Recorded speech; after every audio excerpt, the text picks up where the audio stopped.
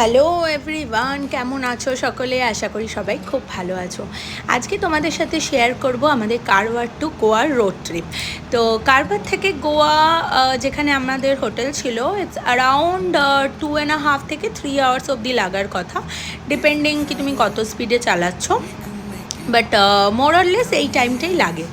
তো we carry, আমাদের কাছে একটা ট্রলি ছিল মিডিয়াম সাইজে, অর্জুনের একটা পিঠের ব্যাগ, আমার একটা পিঠের ব্যাগ। তো মোটামুটি আমরা স্কুটি নিয়ে বেরিয়েছিলাম, অ্যান্ড স্কুটিতে আমরা সকলে একদম এসেই গেছি। ডুক্কু মাঝখানে ঘুমিয়ে পড়ছে, কারণ সকাল সকাল উঠতে হয়েছে। তো খুব সুন্দর রোড জার্নি ছিল, অ্যান্ড এখন আমরা কারওয়ার ছেড়ে ঢুকে পড়ছি গোয়া বর্ডারে। তো এখানে দেখতেই পাচ্ছ এটা গোয়া বর্ডার, মানে এরকম একটা বর্ডার আসলে একটুখানি অন্যরকম ফিল হয়, তাই না? তো গোয়া বর্ডার চলে এসছে, এখন আমরা ক্রস করে যাচ্ছি গোয়া বর্ডার। কিছুটা গিয়ে আমরা প্ল্যান করলাম কি ব্রেকফাস্ট করে নেব। এবার সেরকম একটা রেস্টুরেন্টও মানে পাচ্ছিলাম না যেখানে একটু মানে আমরা যেরকম কিছু খেতে চাইছিলাম সেরকম টাইপের পাই। আর এমনিও গোয়া টু মানে কারওয়ার টু গোয়ার রোড জার্নিতে মোস্টলি এরকম হেয়ারপিন বেন্ডস রয়েছে, অ্যান্ড পাহাড় রয়েছে যে, আর জঙ্গল রয়েছে। তো একটুখানি সেফলি গাড়ি চালাতেই হয়। তো এইসব দেখে শেখে ফাইনালি একটু লেট হয়ে যাচ্ছিলো, তো আমরা একটা জায়গায় দাঁড়িয়ে ব্রেকফাস্ট করে নিয়েছি। তো আমরা এখানে ইডলি নিয়েছিলাম, একটু পুরি সবজি নেওয়া হয়েছিল।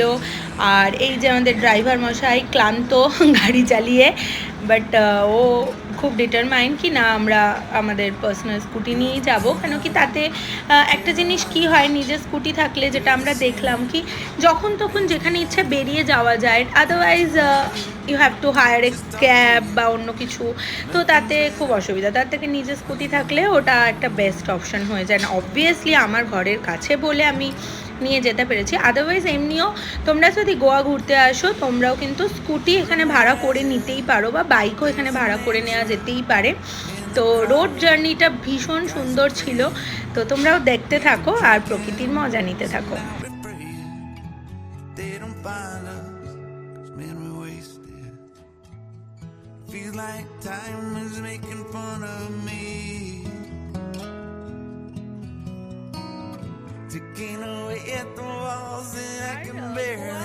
যেটা সব থেকে ইম্পর্টেন্ট সেটা হচ্ছে অটল সেতু।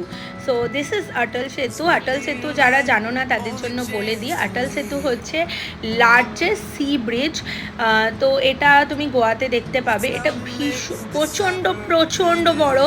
আর আমরা যখন অটল সেতু দিয়ে গেছি, ইট ইজ মানে প্লেজেন্ট একটা জার্নি বলতে পারো, ভীষণ ভালো লাগে। And finally we entered Goa. রাস্তাঘাট দেখেই বুঝতে পারছো, চারপাশের বাড়িগুলো দেখতে পাচ্ছ। পর্তুগিজরা একসময় এসেছিল এখানে, তো পর্তুগিজেতে একটু ছোঁয়া তো এখানে রয়েই গেছে। সো এটা ছিল আমাদের রুম। আমরা ফাইনালি পৌঁছে গেছি রুমে। আমাদের একটা এই যেগুলো থাকে আর কি, এই সব জিনিসপত্র ছিল। তে আমরা চলে আসার পর ফাইনালি আমরা একটু টাইম ওয়েস্ট না করে বেরিয়ে গেছিলাম ব্যাম্বোলিম বিচে, বিকজ আমাদের হোটেলটা ছিল ব্যাম্বোলিমে। তো আমরা ওখান থেকেই বেরিয়ে গেছি ব্যাম্বোলিম বিচে, যেটা আমাদের সব থেকে বেশি কাছাকাছির মধ্যে ছিল। আর বিচ মানেই একটা অর্জুন আর ডুগ্গুর আনন্দ, and I don't like beach at all. তো যাই হোক, ওদের খুব পছন্দ, তো আমরাও গেছিলাম। আর ঢেউটা জাস্ট দেখো, এত সুন্দর ঢেউ আর এত সুন্দর বিচটা।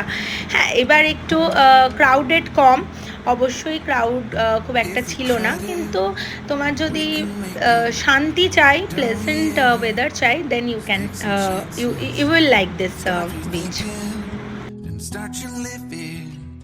Get your shoes on, we're going dancing.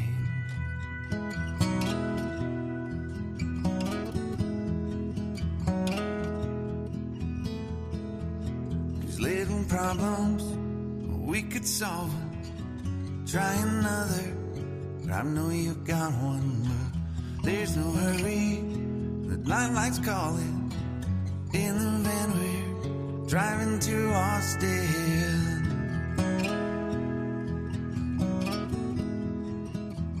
স্নান ছেড়ে চলে এসেছি। এখন আমরা লাঞ্চ করতে। তো আমরা চ্যাট জিপিটির থেকে এই হোটেলটার একটা সাজেশন পেয়েছি, and trust me this you can have most beautiful Goan food here. তো এখানে ভীষণ ভালো ভালো অনেক রকমের খাবার ছিল। তো কিছু অর্জুন ট্রাই করেছে, বিকজ নাও ডেজ আমি একটু চিকেন খাচ্ছি না, কিন্তু fish I can it, and ওখানে ডিফারেন্ট টাইপস অফ ফিশেস ছিল। বাট আমার জানো তো ফিশ নিয়ে এক্সপেরিমেন্ট করতে একটু ভয়ই লাগে, কারণ আই ডোন্ট নো মানে ওটা কী বেরোবে ফিশটা। তো ফাইনালি আমরা একটা মোহিটো নিয়েছিলাম আমার আর ডুগুর জন্য, obviously because we love mojito.